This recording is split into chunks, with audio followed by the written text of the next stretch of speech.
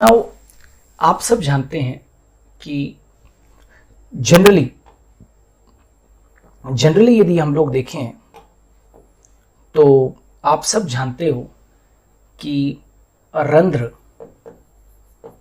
यानी कि स्टोमेटा दिन में खुलते हैं व रात को बंद हो जाते हैं। एक्सेप्शंस को छोड़ दीजिए, बाकी तो यही होता है क्रम। ठीक है। नाउ रंध्र दिन में क्यों खुलते हैं? तो पहले तो इस बात को जान लो कि रंध्रों का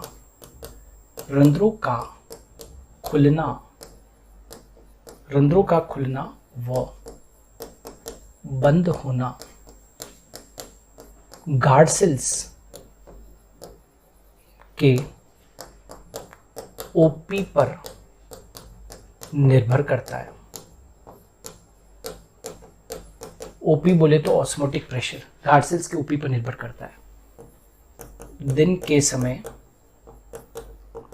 समय गार्ड सेल्स, जीसी बोलूं तो गार्ड सेल्स समझ, गार्ड सेल्स का ओपी ज्यादा होता है। दिन के समय में गार्ड सेल्स का ओपी ज्यादा होता है, इसलिए अधिचर्मी कोशिकाओं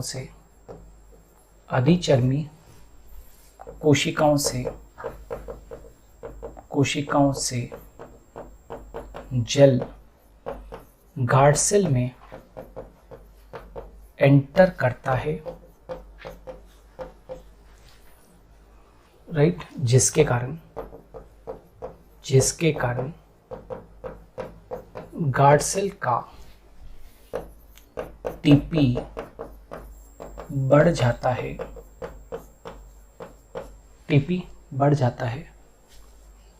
राइट, एवं रंध्र खुल जाते हैं। बात समझ में आ रही है आपको मैं क्या बताने की कोशिश कर रहा हूं? दिन के समय में ऐसा होता है, ऐसा देखो, ये गार्ड सेल्स है, ये ड्यूरिंग डे टाइम की बात हो रही है ना।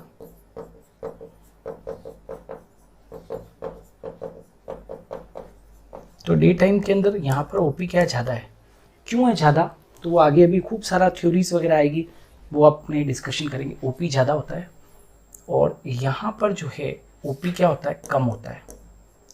तो रूल क्या कहता है, लो ओपी से वाटर का जो मूवमेंट होता है वो हाई ओपी की तरफ होता है। तो इधर से इधर जल आएगा कि नहीं आएगा, हाँ या ना, अंदर आएगा। तो टीपी क्या हो जाएगा, यहां पर टीपी क्या हो जाएगा, बढ़ जाएगा। तो गार्ड सेल टीपी बढ़ जाएगा, टर्जिड हो जाएगी तो टीपी क्या होगा, बढ़ेगा। ठीक है, टीपी बढ़ेगा तो what will happen, that is guard cell swell होगी, तो स्टोमेटा क्या हो जाएंगे, स्टोमेटा ओपन हो जाएंगे। ठीक है, ये चीज याद रखना, राइट। ये तो डे टाइम के अंदर हो रहा है। नाउ रात के समय गार्ड सेल्स का ओपी कम होता है। ये गार्ड सेल्स का ओपी कम क्यों होता है, अधिक क्यों होता है, ये सब आगे डिस्कशन में आएगा, थ्योरीज पढ़ेंगे। रात के समय में गार्ड सेल्स का ओपी क्या होता है, कम होता है, एवं अधिचर्मी कोशिका का ओपी ज्यादा होता है। अब रूल तो यही काम का आएगा। इस कारण जल, क्योंकि वाटर तो लो ओपी से हाई ओपी की तरफ जाएगा, इस कारण जल गार्ड सेल से बाहर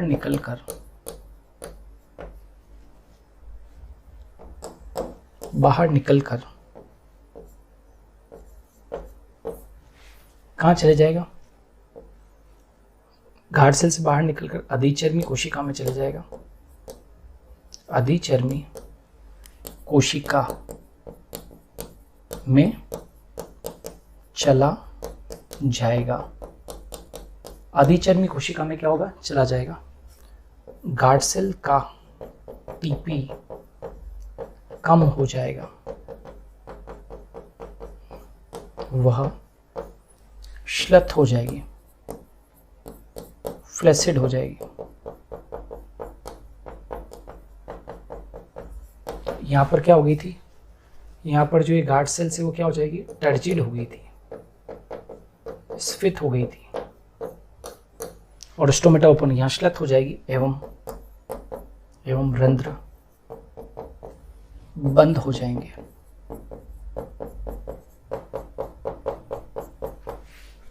तो यहां पर कुछ मामला इस तरीके का आपको दिखाई देगा।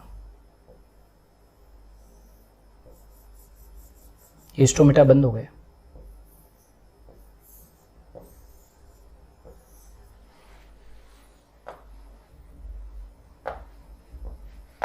यहां पर ओपी क्या है? ये देखो, दिन में ओपी यहां पर ओपी ज्यादा है, रात के समय जीसी का ओपी तो हो जाएगा कम, यहां हो जाएगा ओपी कम। तो रूल क्या कहता है? कम ओपी से अधिक ओपी, तो वाटर बाहर आएगा, तो ये जो गार्ड सेल्स है ये क्या हो जाएगी? श्लथ हो जाएगी। श्लथ मतलब फ्लैसिड हो जाएगी। तो स्टोमेटा क्या हो जाएंगे भाई? तो स्टोमेटा जो होंगे वो क्या हो जाएंगे? Stomata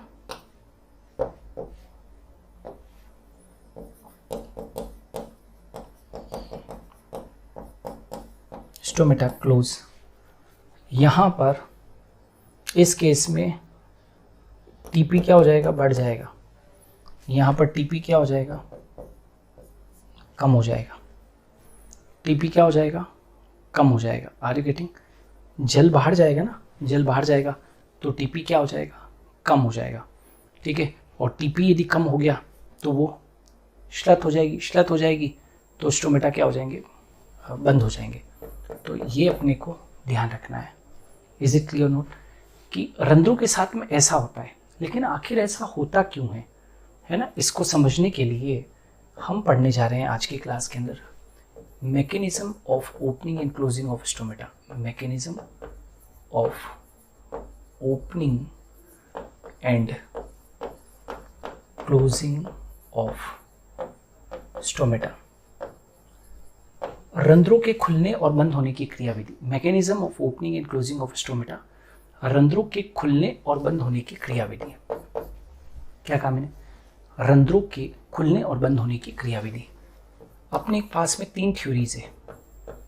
photosynthetic production theory, photosynthetic production theory, दूसरा starch sugar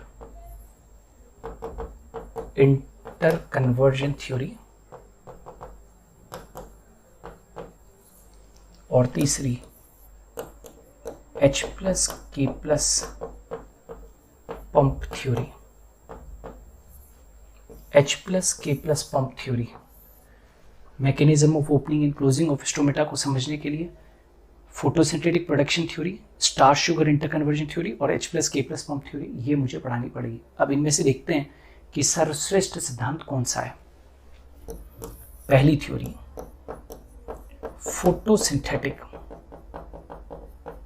photosynthetic production theory.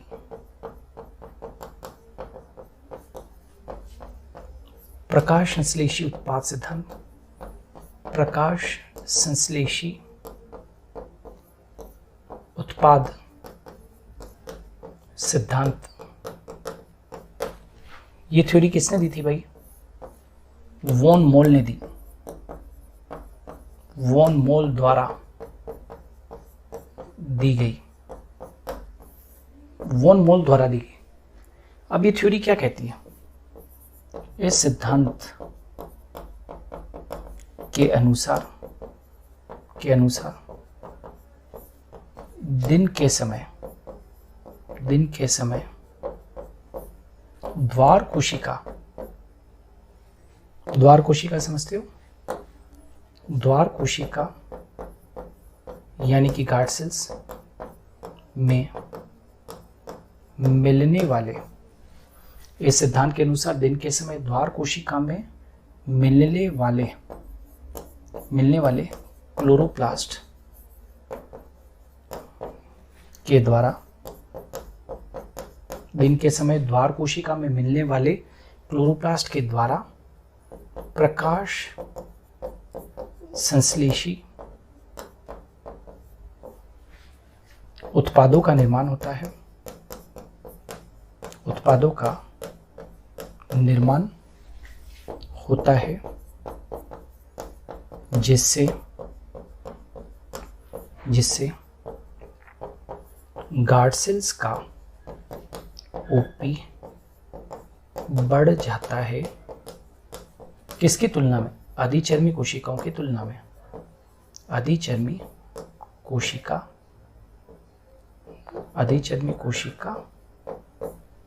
की तुलना में,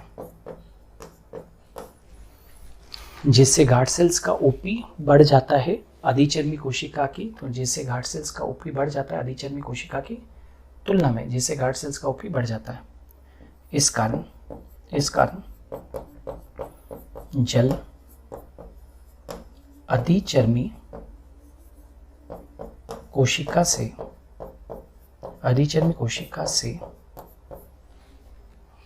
द्वार कोशिका में प्रवेश करता है। द्वार कोशिका में प्रवेश करता है। द्वार कोशिका स्फीत हो जाती है।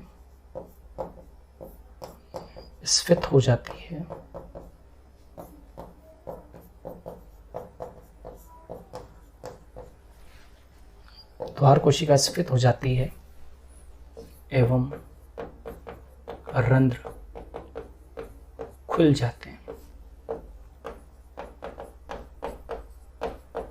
मतलब समझ में आ रहा है ये सिद्धांत क्या कह रहा है? ये सिद्धांत ये कह रहा है कि ये द्वार कोशिकाएं हैं, ठीक है, ये गार्ड सेल्स है। तो क्या होता है दिन के समय में, ये अधिचर्मी कोशिकाएं हैं,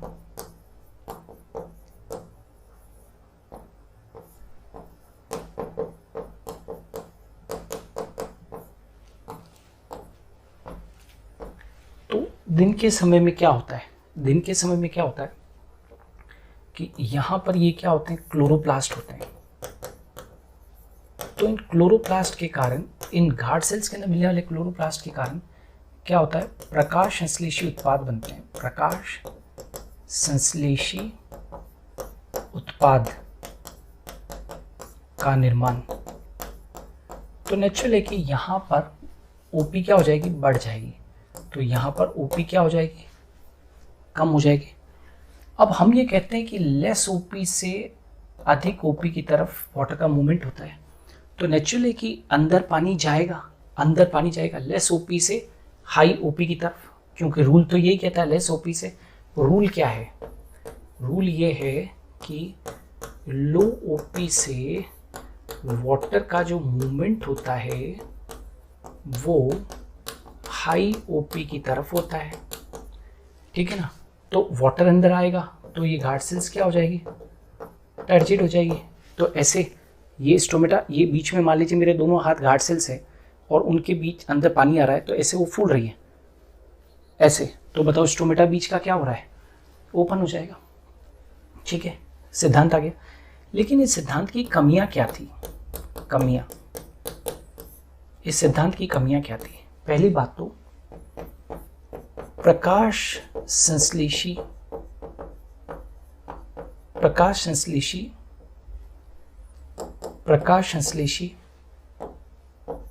उत्पाद का नाम नहीं बताया गया। भाई प्रकाश संश्लेषी उत्पाद बनता है, अरे उत्पाद का नाम तो बताते।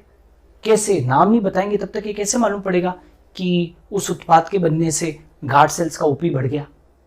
उत्पाद का नाम नहीं बताया ना, तो प्रकाश संश्लेषी उत्पाद का नाम नहीं बताया गया, है ना। तो ये सबसे बड़ी कमी थी। दूसरी, आगे चलकर मालूम पड़ा, आगे चलकर मालूम हुआ कि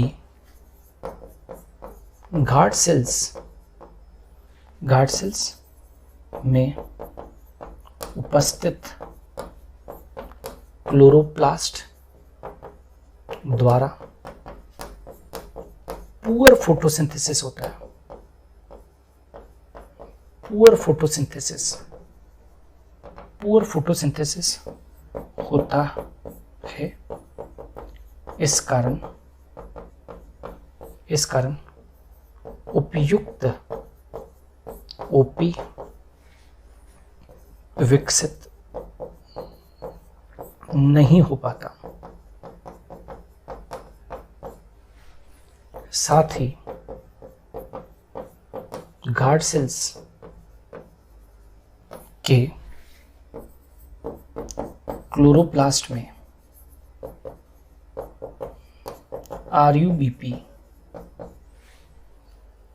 कार्बोक्सिलेज ऑक्सीजनेज एंजाइम भी अनुपस्थित होता है ना। क्या कहा मैंने? साथ ही गार्ड सेल्स के क्लोरोप्लास्ट में RUBP कार्बोक्सिलेज ऑक्सीजनेज एंजाइम भी क्या होता है? अनुपस्थित होता है। इसलिए इस सिद्धांत को मान्यता नहीं मिली, है ना। इसलिए इस सिद्धांत के अंदर बहुत सारी कमियां थी, इसलिए हम इस थ्योरी को बिल्कुल भी मानते नहीं हैं, ठीक है। नाउ अब अगली थ्योरी आएगी और वो है, नेक्स्ट जो थ्योरी आ रही है हमारी वो है starch sugar interconversion theory. Starch sugar interconversion theory.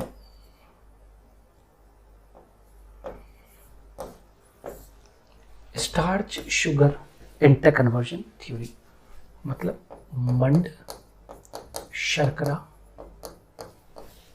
अंतर परिवर्तन सिद्धांत। अंतर परिवर्तन सिद्धांत, मंड शर्करा अंतर परिवर्तन सिद्धांत। यह सिद्धांत किसने दिया था? यह सिद्धांत लॉयड ने दिया। लॉयड ने दिया, ठीक है। इस सिद्धांत के अनुसार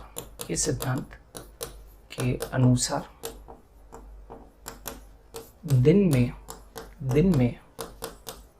द्वार कोशिका में, द्वार कोशिका समझ जाओगे ना, बार बार गार्ड सेल्स कह रहे हैं। दिन में, इस सिद्धांत के अनुसार दिन में द्वार कोशिका में शर्करा का स्तर ज्यादा होता है व रात को स्टार्च यानी कि मंड का स्तर ज्यादा होता है, ठीक है, याद रखना।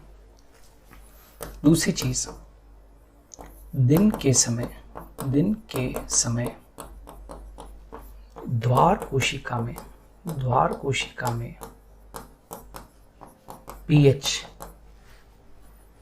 ज्यादा रहता है। pH 7 से 7.5। दिन के समय द्वार कोशिका में pH ज्यादा रहता है। रात के समय द्वार कोशिका का pH घट जाता है। pH कितना हो जाता है? 5, ठीक है। रात के समय CO2 के अधिक होने से, क्योंकि प्रकाश संश्लेषण नहीं हो रहा है ना, तो रात के समय CO2 अधिक हो जाएगा, क्योंकि CO2 का उपयोग नहीं हो रहा है, तो CO2 के अधिक होने से pH घट जाता है। दिन के समय CO2 के उपयोग होने से pH बढ़ जाता है। ठीक है, ये क्लियर है या नहीं है? नो। अब क्या होता है, ध्यान से सुनना। ये जो एक वैज्ञानिक था जिसका नाम था सायरे ने स्टार्च व शुगर का अंतर परिवर्तन pH पर आधारित बताया। pH पर आधारित होता है यह बताया। ठीक है, फिर यिन व टुंग ने इस परिवर्तन के लिए फॉस्फोरिलेज एंजाइम को जिम्मेदार बताया।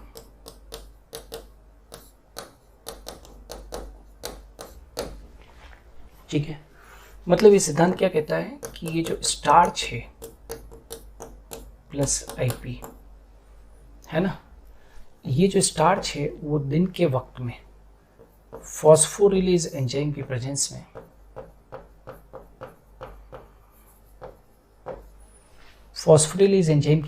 में यहाँ पर pH 7 से 7.5 पर किस में कन्वर्ट हो जाता है, ग्लूकोज मोनोफॉस्फेट में कन्वर्ट हो जाता है।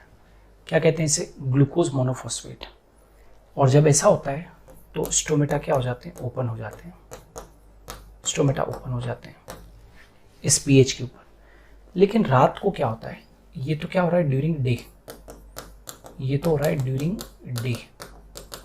लेकिन ड्यूरिंग नाइट क्या होता है, इसी एंजाइम की प्रेजेंस में है ना, फॉस्फोरिलेज एंजाइम की प्रेजेंस में ही pH 5 पर, फॉस्फोरिलेज एंजाइम की प्रेजेंस में pH 5 पर रात के वक्त में एट नाइट जो ग्लूकोज मोनोफॉस्फेट है वो स्टार्च में बदल जाता है और स्टोमेटा क्लोज हो जाते हैं। राइट, स्टोमेटा क्लोज हो जाते हैं। तो ग्लूकोज मोनोफॉस्फेट के कारण गार्ड सेल्स का OP बढ़ जाता है, जिससे अधिचर्मी कोशिका से जल गार्ड सेल्स में प्रवेश करता है। गार्ड सेल्स स्फीत हो जाती है, वह रंध्र खुल जाते हैं।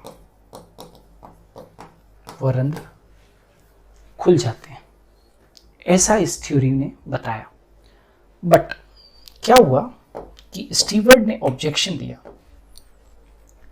इस थ्योरी के लिए स्टीवर्ड का ऑब्जेक्शन आया।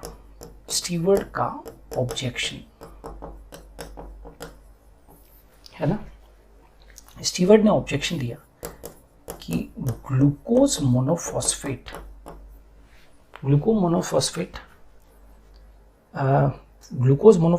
के द्वारा गार्ड सेल्स में ओपी के द्वारा उच्च नहीं किया जा सकता। स्टीवर्ड ने बताया कि गार्ड सेल्स के ओपी को उच्च करने के लिए ज़रूरी है कि ग्लूकोज मोनोफॉस्फेट से ग्लूकोज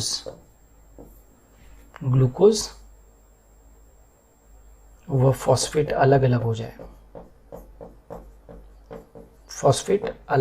जाए। बात समझ में आ रही है? पहले तो ये बता दिया कि भाई ग्लूकोज मोनोफॉस्फेट के बनने से गार्ड सेल्स का ओपी बढ़ जाता है, जिससे अधिचर्मी कोशिका से जल गार्ड सेल्स में प्रवेश करेगा और गार्ड सेल्स स्फीत हो जाएगी और रंध्र खुल जाएंगे। लेकिन स्टीवर्ड ने बताया कि नहीं, ऐसा नहीं है। ग्लूकोज मोनोफॉस्फेट के द्वारा गार्ड सेल्स में उपयुक्त ओपी नहीं विकसित किया जा सकता। स्टीवर्ड ने बताया कि गार्ड सेल्स के ओपी को उच्च करने के लिए ज़रूरी है कि ग्लूकोज मोनोफॉस्फेट से ग्लूकोज और फॉस्फेट अलग हो, तभी ऐसा संभव है, वरना संभव नहीं है। तो फिर स्टीवर्ड ने क्या दिया भैया? संशोधन।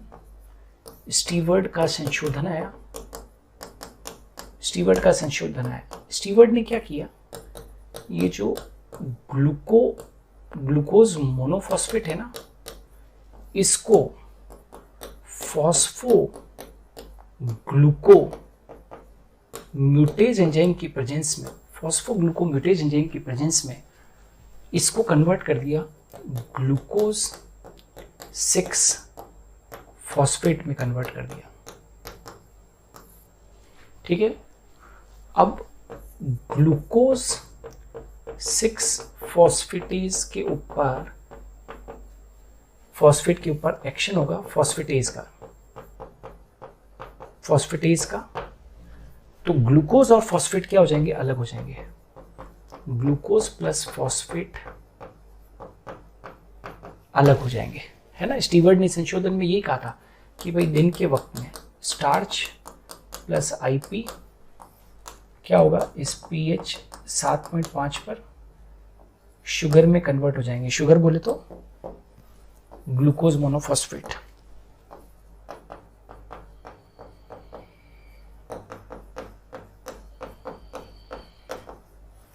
ये ड्यूरिंग डे टाइम है ना।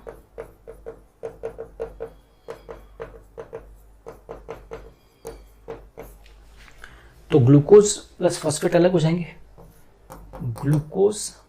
ग्लूकोज गार्ड सेल्स के ओपी को उच्च कर देगा, जिससे गार्ड सेल में जल का प्रवेश होगा, वह स्फीत हो जाएगी एवं रंध्र खुल जाएंगे ठीक है, ये किसने बता दिया? स्टीवर्ड ने बता दिया। फिर रात के वक्त में क्या होगा? ड्यूरिंग नाइट टाइम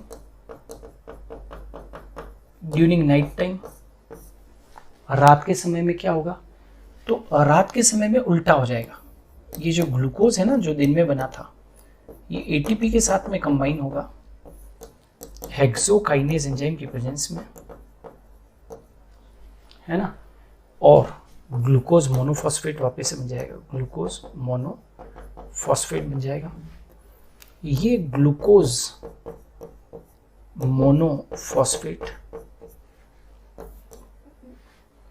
मोनोफॉस्फेट रात के समय तो पीएच कम है ना, पीएच 5 पर वापस से कन्वर्ट हो जाएगा किसके अंदर? स्टार्च के अंदर। जिसमें कन्वर्ट हो जाएगा? स्टार्च में। ठीक है ना, यह गार्ड सेल के ओपी को कम कर देगा, जिससे जल गार्ड सेल से बाहर जाएगा, गार्ड सेल श्लथ हो जाएगी, पिचक जाएगी,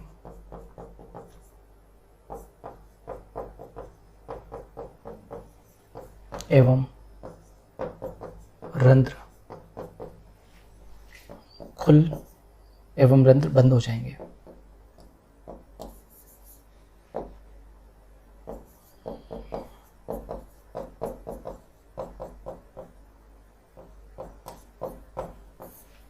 ठीक है, ये पूरी थ्योरी थी। कौन सी? Starch sugar interconversion theory. लेकिन इसकी भी कमियां थी, इस थ्योरी की कमियां। तो स्टार्च शुगर अंतर परिवर्तन सिद्धांत की कमियां, स्टार्च शुगर इंटर कन्वर्जन सिद्धांत की कमियां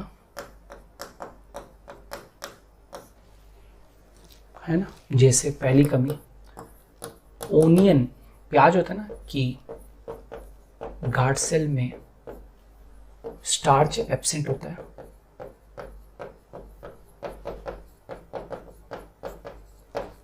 तो भाई स्टार्च एब्सेंट होता है तो स्टार्च शुगर इंटरकन्वर्जन का सवाल ही नहीं उठता है। इस प्रकार यहां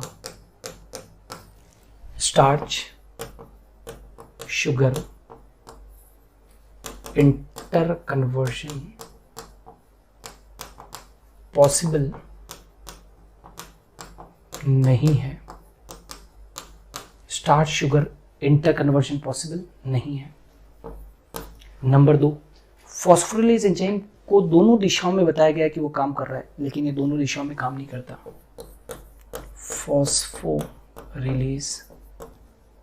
फॉस्फोरिलेज एंजाइम दोनों दिशाओं में काम नहीं करता है ना। तो ऐसी इसकी कुछ कमियां हैं, इसलिए सिद्धांत को मान्यता नहीं मिली। इस सिद्धांत को हम आज की तारीख में अब काम नहीं लेते हैं। ठीक है, तो starch sugar interconversion theory भी इतनी अच्छी थ्योरी नहीं है। एक वक्त था जब ये बहुत एडवांस थ्योरी हुआ करती थी, अब इसको मान्यता नहीं है। तीसरी थ्योरी, और वो कौन सी आ रही है? H+K+ पंप सिद्धांत, है ना। किसने दी थी? लेविट ने दी। रंध्रों के खुलने व बंद होने की क्रियाविधि को समझाने के लिए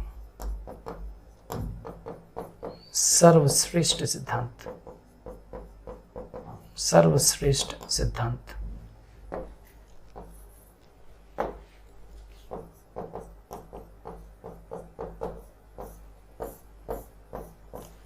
रंध्रों के खुलने व बंद होने की क्रियाविधि को समझाने के लिए, रंध्रों के खुलने व बंद होने की क्रियाविधि को समझाने के लिए सर्वश्रेष्ठ यदि कोई सिद्धांत है तो वो कौन सा है? H+K+ पंप सिद्धांत है। क्या है? H+K+ पंप सिद्धांत। अब अपने को इस थ्योरी को डिटेल में पढ़ना है, तो अपने को सबसे पहले 2 स्टेप्स में इस थ्योरी को पढ़ना है। सबसे पहले रंध्र दिन में क्यों खुलते हैं, दिन में क्यों खुलते हैं। एक तो अपने को ये समझना होगा रंध्र दिन में क्यों खुलते हैं, और एक अपने को ये समझना होगा कि रंध्र रात को बंद क्यों होते हैं। ठीक है, नाउ H+K+ पंप को गार्ड सेल व अधिचर्मी कोशिका के बीच में चलाने के लिए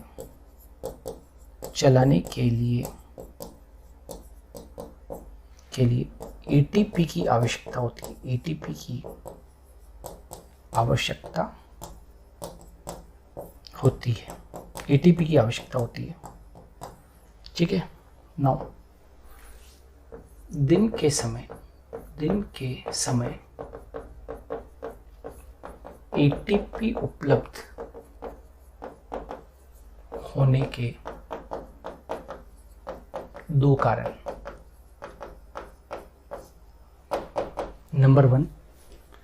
नंबर वन तो जानते हो क्या है? माइटोकॉन्ड्रिया में ऑक्सीडेटिव फॉस्फोरिलेशन, ये तो जानते हो। माइटोकॉन्ड्रिया में ऑक्सीडेटिव फॉस्फोरिलेशन एटीपी की जनरेशन के लिए प्रक्रिया होती है। माइटोकॉन्ड्रिया में ऑक्सीडेटिव फॉस्फोरिलेशन के कारण दिन के समय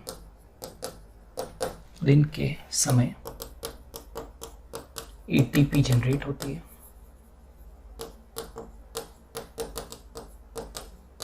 और नंबर 2,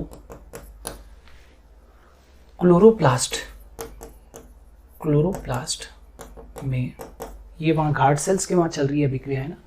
क्लोरोप्लास्ट में फोटोफॉस्फोरिलेशन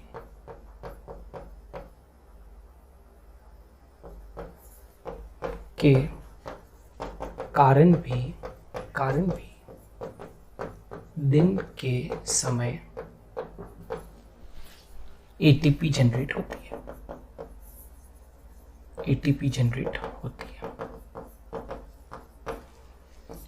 इस एटीपी के कारण गार्ड सेल्स व अधिचर्मी सेल्स के मध्य H+K+ पंप चलता है। ठीक है, बहुत ध्यान से समझना, सीखना। दिन के समय अच्छा, ये गार्ड सेल्स को मैं जीसी लिखूंगा और अधिचर्मी सेल्स को ईसी लिखूंगा, समझ जाओगे बार बार, क्योंकि 50 बार नाम आएगा तो मैं बार बार पूरा नहीं लिखूंगा। दिन के समय जीसी से ईसी में H+ आयन जाते हैं व बाहर से मतलब ईसी से जीसी में बाहर से K+ आयन भीतर आते हैं। मतलब H+ का तो क्या हो गया, आउटफ्लक्स हो गया, और K+ का बेटा क्या हो गया, इनफ्लक्स हो गया। H+ का आउटफ्लक्स और K+ का इनफ्लक्स हो गया। तो इसकी वजह से क्या हुआ, इस कारण गार्ड सेल का पीएच बढ़ जाता है। कितना? पीएच 7 के करीब, है ना, 7 से 7.5 के करीब। इस कारण गार्ड सेल्स का पीएच बढ़ जाता है। अब बहुत इंपॉर्टेंट है, इस बढ़ी हुई पीएच पर इस बढ़ी हुई pH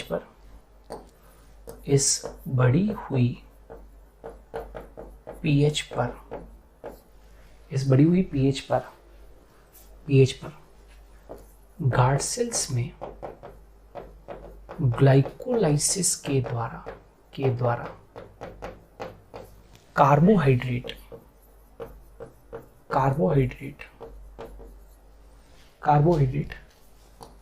phosphoenol pyruvic acid PP में बदल जाता है। इस कारण गार्ड सेल्स का पीएच बढ़ जाता है। इस बढ़ी हुई पीएच पर गार्ड सेल्स में ग्लाइकोलिसिस के द्वारा कार्बोहाइड्रेट फॉस्फोनिल पायरुविक एसिड में बदल जाता है। मतलब क्या हुआ कि गार्ड सेल्स के अंदर जो कार्बोहाइड्रेट है, गार्ड सेल्स में जो कार्बोहाइड्रेट है, कार्बोहाइड्रेट बोले तो ग्लूकोज है ना, 6 कार्बन कंपाउंड है। ये क्या होता है, इस पीएच 7 पर ग्लाइकोलाइसिस की क्रिया के द्वारा ग्लूकोज का ब्रेकडाउन होगा तो पीपी में बदल जाएगा। पीपी कितना कार्बन कंपाउंड है, 3 कार्बन कंपाउंड है। ये सब कहां पर हो रहा है, गार्ड सेल्स में। ये प्रक्रिया पूरी गार्ड सेल में हो रही है। अब गार्ड सेल में क्या होता है, जो पीईपी होता है, ये 3 कार्बन युक्त कंपाउंड है, ये CO2 के साथ में कंबाइन करेगा, ठीक है। और यहाँ पर एंजाइम क्या होगी, पेप कार्बोक्सिलेज एंजाइम, जो नीले रंग में क्या करेगा, नीले रंग के प्रकाश में सबसे ज्यादा सक्रिय है, प्रकाश में सक्रिय, जो नीले रंग के प्रकाश में क्या होगा, सक्रिय होगा। तो पेप कंबाइन करेगा कार्बन डाइऑक्साइड से, तो यहां से एक कार्बन प्राप्त होगा पेप को, तो बन जाएगा ऑक्जेलो एसिटिक एसिड। क्या बन गया बेटा, ऑक्जेलो एसिटिक एसिड। ऑक्जेलो एसिटिक एसिड ये कितना कार्बन वाला कंपाउंड है, 4 कार्बन वाला कंपाउंड है। तो ये 4 कार्बन वाला कंपाउंड कहाँ बन गया, गार्ड सेल्स के अंदर बन गया। ये पूरी प्रक्रिया अभी गार्ड सेल्स में चल। अब क्या होता है गार्ड सेल्स में, ये ऑक्जेलो एसिटिक एसिड जो कि 4 कार्बन वाला कंपाउंड है, ये कंबाइन करेगा NADPH2 के साथ में, ठीक है ना, NADPH2 के साथ में। तो क्या होगा, ये जो ऑक्जेलो एसिटिक एसिड है ये तो बदल जाएगा किसके अंदर, मैलिक एसिड में। मैलिक एसिड 4 कार्बन कंपाउंड है, प्लस NADPH2 बदल जाएगा किसमें, NADP में। मैलिक एसिड बन गया। मैलिक एसिड फिर से कहां पर बना है, गार्ड सेल्स के अंदर, है ना, गार्ड सेल्स के अंदर मैलिक एसिड बन गया। अब क्या होता है, अब मैलिक एसिड H+ वो मैलेट में टूट जाएगा। मतलब ये जो मैलिक एसिड था ना 4 कार्बन वाला, कहां पर, गार्ड सेल्स के अंदर, ये टूट जाएगा H+ प्लस मैलेट में। ये अभी गार्ड सेल्स में बने, ये कहां पर बने, गार्ड सेल्स के अंदर। अब क्या होगा, अब गार्ड सेल से H+ बाहर जाएगा एवं बदले में अधिचर्मी कोशिका से, अधिचर्मी कोशिका से K+ आयन द्वार कोशिका में प्रवेश करें।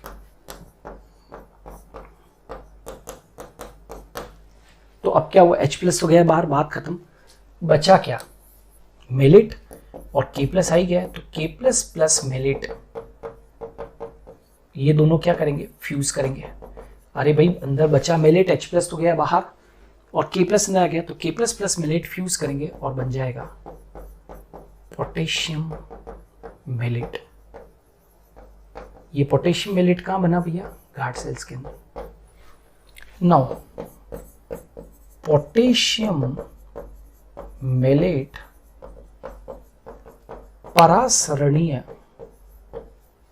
सक्रिय पदार्थ है। पोटेशियम मेलेट परासरणीय सक्रिय पदार्थ है जो गार्ड सेल्स के ओपी को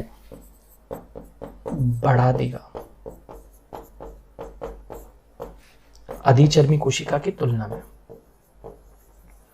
अधिचर्मी कोशिका की तुलना में। अब आप जानते हो रूल क्या कहता है, रूल ये कहता है लो ओपी से जल की गति हाई ओपी की तरफ हो रही है, ठीक है। तो दिन के समय में क्या हुआ है भैया, दिन के समय में समझिएगा यहां पर ओपी हाई हो गया है ना, क्यों, क्योंकि यहां पर क्या बन गया है, यहां पर पोटेशियम मेलेट बना हुआ है ना,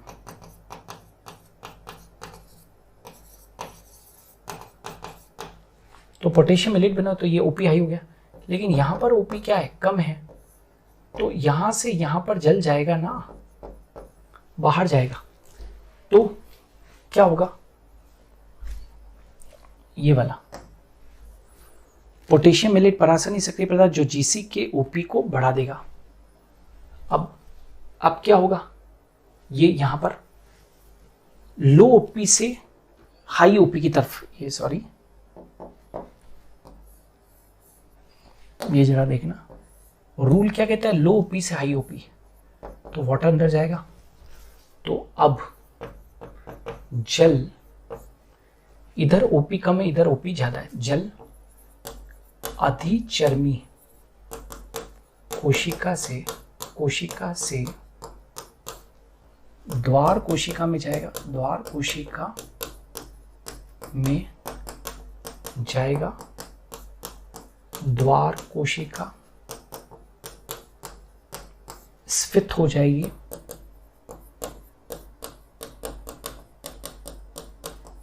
और रंध्र क्या हो जाएंगे, खुल जाएंगे। ये एप्रोप्रिएट रंध्रों के खुलने की क्रिया विधि है। तो ये क्या हुआ, दिन के समय रंध्र क्या हो गए, ओपन हो गया। ठीक है, अब उल्टा चलो, बी, रंध्र रात को क्यों बंद हो जाते हैं, है ना, तो क्या होगा, रात को एटीपी उपलब्ध नहीं होती, इसलिए अधिचर्मी कोशिका व द्वार कोशिका के मध्य H+K+ पंप नहीं चलता, H+K+ पंप नहीं चलता है ना। और रात के समय ये बहुत इंपॉर्टेंट है, खास बात सुनना, रात के समय विसरण द्वारा यहां से क्वेश्चन पूछा गया था भाई एग्जाम के अंदर, वेरी इंपॉर्टेंट। रात के समय विसरण द्वारा, पंप तो चल नहीं रहा है, रात के द्वारा विसरण द्वारा अधिचर्मी कोशिका से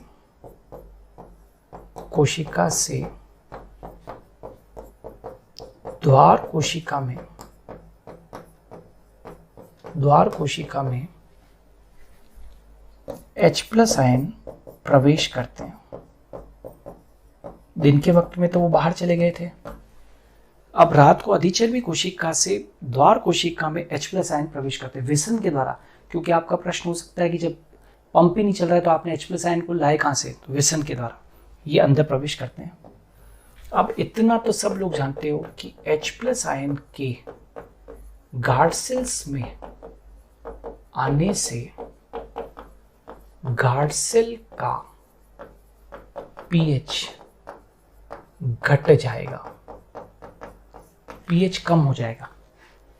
H+ बाहर गया था तो pH क्या हुआ था, बढ़ गया था, यहां पर pH घट जाएगा। इस घटी हुई pH पर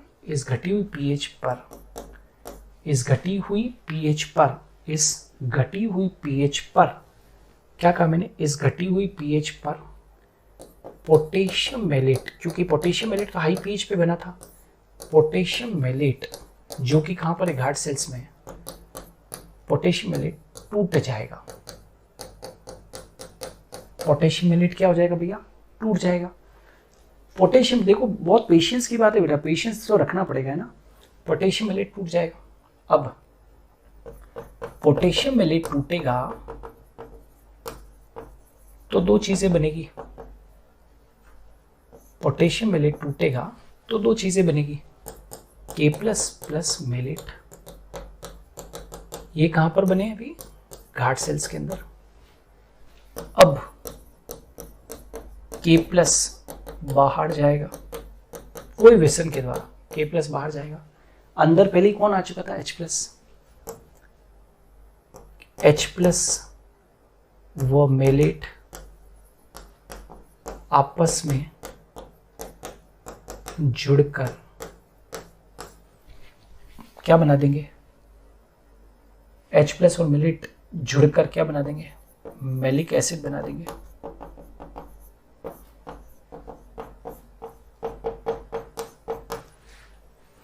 मैलिक एसिड कहाँ बन गया भाई? गार्ड सेल के अंदर। गार्ड सेल्स में ग्लाइऑक्सीसोम्स पाए जाते हैं। इनमें ग्लाइऑक्सीलेट चक्र चलता है। इस चक्र के द्वारा मैलिक एसिड ठीक है कार्बोहाइड्रेट में बदल जाएगा। कार्बोहाइड्रेट में बदल जाएगा। कार्बोहाइड्रेट गार्ड सेल्स में उपयुक्त ओपी को विकसित नहीं कर पाता एवं इसका ओपी अब क्या होगा? कार्बोहाइड्रेट में क्या हो जाएगा? बदल जाएगा। ठीक है, अब कार्बोहाइड्रेट में बदल गया। ठीक है, तो ये यहां पर ध्यान रखो, कार्बोहाइड्रेट गार्ड सेल्स में क्या हो गया बेटा? ये देखो, एक मिनट के लिए देखना भाई, गार्ड सेल्स में क्या हो गया? ये देखो, इस चक्र के द्वारा मैलिक एसिड कार्बोहाइड्रेट में बदल जाएगा। तो चक्र में मैलिक एसिड कार्बोहाइड्रेट में बदल जाएगा। तो कार्बोहाइड्रेट कहाँ विकसित हो गया? जीसी के अंदर क्या हो गया है? विकसित हो गया है। ठीक है, अब जीसी कार्बोहाइड्रेट में बदल जाएगा तो कार्बोहाइड्रेट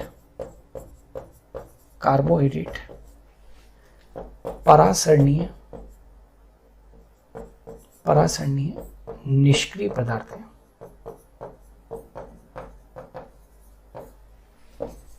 जिससे गार्ड सेल का ओपी कम रहता है। तो बताओ गार्ड सेल्स का ओपी क्या रहेगा? कम। तो अधिचर्मी कोशिका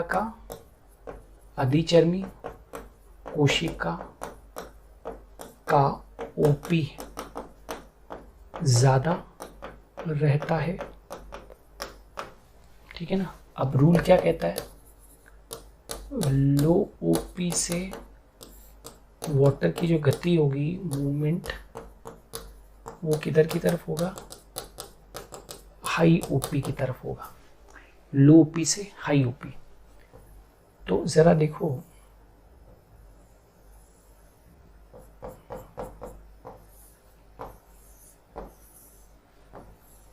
यहां पर ओपी क्या है?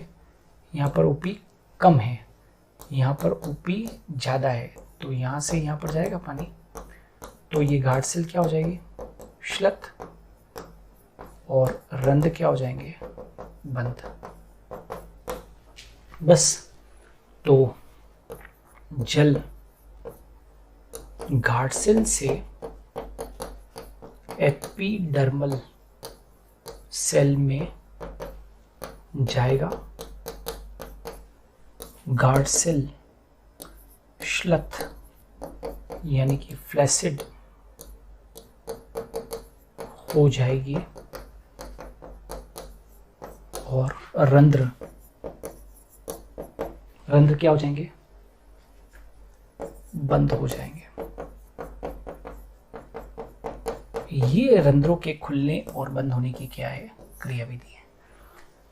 तो जो लेविट ने सिद्धांत दिया था, है ना, लेविट ने जो ये सिद्धांत दिया था वो परफेक्ट सिद्धांत था, है ना, जिसको कि हम बोलते हैं H+K+ पंप थ्योरी। इसको क्या कहते हैं, H+K+ पंप थ्योरी।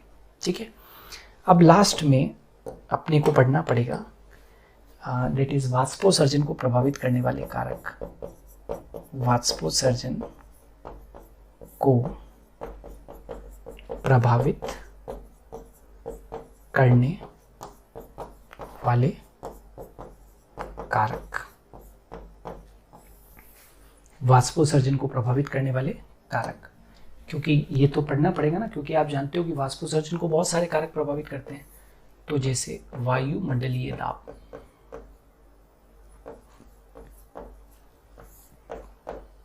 वायुमंडलीय दाब मतलब एटमॉस्फेरिक प्रेशर,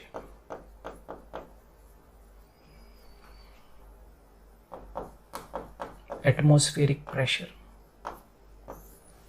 वायुमंडलीय दाब। तो देखो, कम वायुमंडलीय दाब पर वाष्पोत्सर्जन अधिक होता है। ये बात याद रखना है, कम वायुमंडलीय दाब पर वाष्पोत्सर्जन अधिक होता है, क्योंकि कम दाब पर वायु अधिक तरल हो जाती है। ठीक है, तो ये अपने को ध्यान रखना है, कम वायुमंडलीय दाब पर वाष्पोत्सर्जन अधिक होता है क्योंकि कम दाब पर वायु अधिक तरल हो जाती है। फिर है वायुमंडलीय आर्द्रता, एटमॉस्फेरिक ह्यूमिडिटी,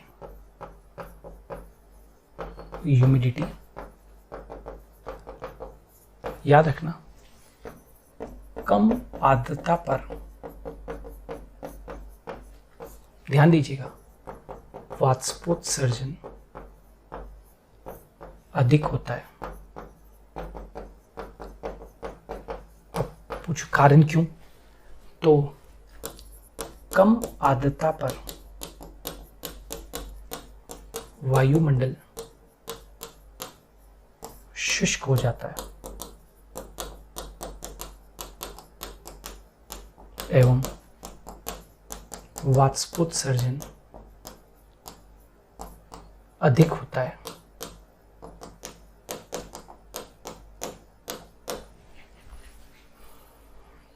और अधिक आर्द्रता पर वायुमंडल नम हो जाता है, ध्यान दीजिएगा, एवं वाष्पोत्सर्जन कम हो जाता है। तो कम आर्द्रता पर हमेशा याद रखना वाष्पोत्सर्जन अधिक होता है, ये भी ध्यान रखना। तीसरा, तापमान। अधिक तापमान पर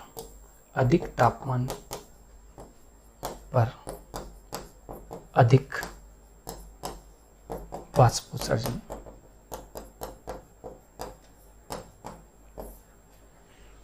ठीक है ना, अधिक तापमान पर अधिक वाष्पोत्सर्जन। ठीक है, अधिक तापमान पर वायुमंडल की जल वाष्प ग्रहण क्षमता बढ़ जाती है,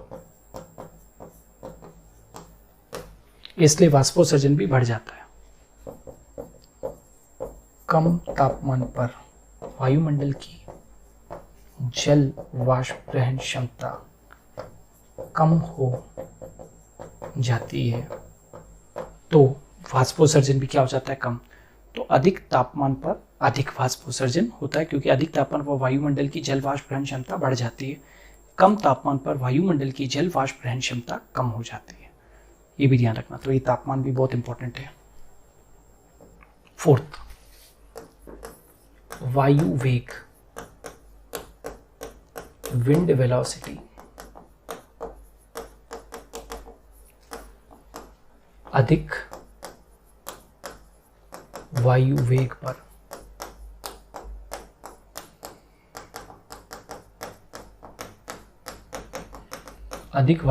पर वाष्पोत्सर्जन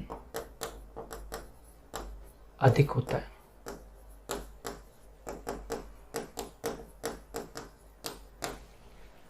ठीक है। और पांचवा, एंटी ट्रांसपेरेंट सब्सटेंसेस, मतलब वाष्पोत्सर्जन प्रतिरोधी पदार्थ।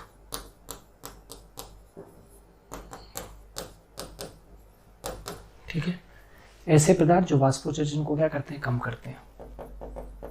ऐसे पदार्थ जो वाष्पोत्सर्जन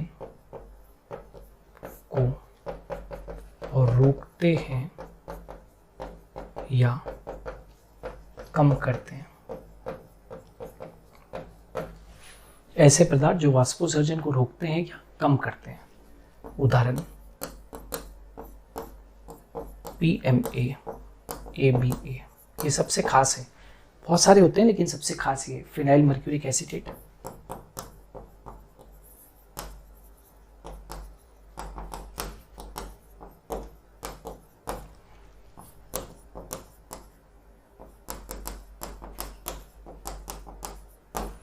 है ना। और भी बहुत सारे पदार्थ हैं जैसे वैसलीन वगैरह, ये सब क्या करते हैं, कम करते हैं, वाष्पोत्सर्जन को कम करते हैं।